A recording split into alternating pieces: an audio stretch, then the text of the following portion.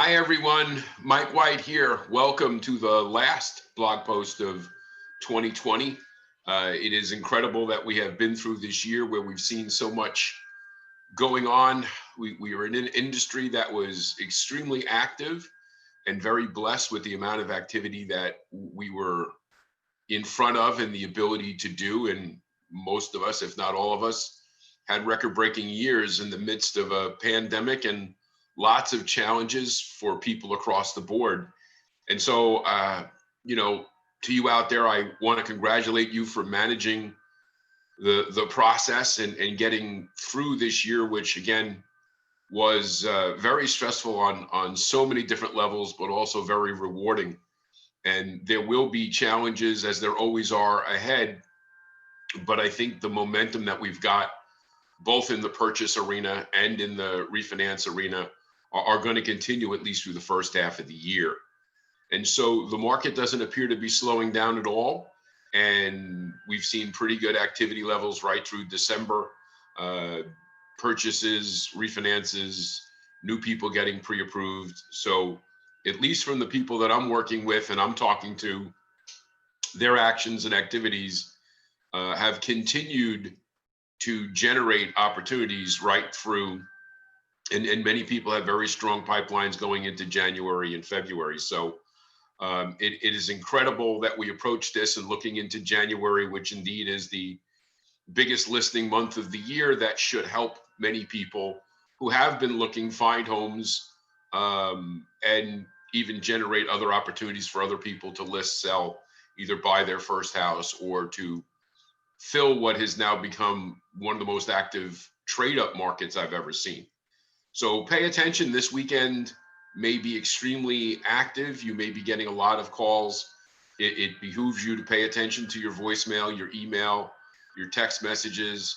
Reach out to the people that you're working with, both on your pre-approvals and the realtor referral partners, just to touch base with them over this weekend, because I expect it to be very active. Last week in the blog post, and we've talked about more than a month ago, we're going to be issuing in January the new designation, certified residential lending specialist. I've spoke about that in the past. It's been something that I've wanted to do. It's designed around people who are local experts who understand not only their market, but the value in providing an exceptional customer experience. This is about people who have generated relationships with referral partners across the board, who are specializing in all the different types of loans that are found in their specific markets. And the process of this, I've gone through this, is for me, it's about quality leading to quantity. And in that regard, the requirements are going to be built around being able to close 100 or more transactions in a year, a minimum of 75 purchase units that are self-sourced, not people who are banging leads lists, but people who are self-sourcing those through referral partners. And that when I talk about that, not pushed up through a team of production partners or assistants who are generating opportunities and funneling them through a single team lead. I think it's really important. I don't think that there's anything wrong with that business. It's just not the area of the business that I look toward. I look to building individual production centers where the loan officer who leads the team is the production person, is the person who's managing the referral partner relationships as well as the client relationships. So to me, what this designation brings to the table is the fact that not only are you providing an exceptional client experience, that you know all the different loan products that are in your market to serve and provide opportunities to your people, but also that you are doing the work and that you are acknowledged by those around you as an expert, as an authority, as somebody who's providing an exceptional experience. And to that, one of the things that we're doing here is verification. The reason it's called certified residential lending specialist is because we're taking the time to verify through your company and through social media that you have done the number of units, that you have done the amount of business, that the business is self-sourced, and that it's a high quality experience, that you're maintaining a 4-star or higher experience level on average across the board, through either your own company reporting, through social survey, or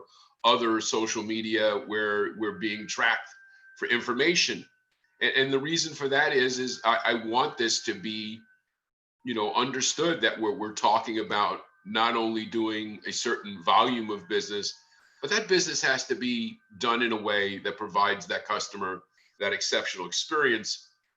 And the reason I'm doing this is because the people who have invested in their business, who have come to me and worked through the program and the system, whether it be for 6 months or 6 years or more, to develop their personal system, their personal process by which they not only deliver to the community that value, that quality of experience, that exceptional experience that I talk about, but it fits their lifestyle. For the loan officers who are more engaged with the person to person connection, the people who are more technical, the people who like doing different types of business.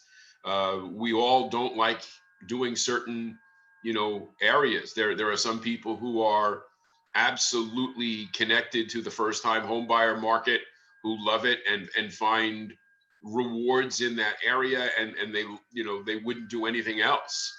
And I've got other people who, are more engaged in working the resale, that first time home seller, that trade up buyer. They're walking in a market where much of their business is coming in, are people who are moving into those communities from other areas, either for work or because those communities are that second or third or fourth level home.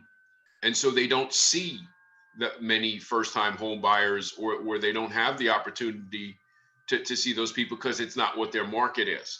And so these things to me are very important, and building out the quality of life that the loan officer wants. I've got some loan officers who enjoy the business to the extent that they like to work a lot of hours. They like to put together a lot of deals. I've got others, well, they enjoy the business. They don't want to spend more than 35 or 40 hours a week, in their, in the business, and they're perfectly comfortable developing a process and a system by which they can close the number of units that they're comfortable with, develop the income that they're comfortable with, the lifestyle that they'd like to have within those parameters.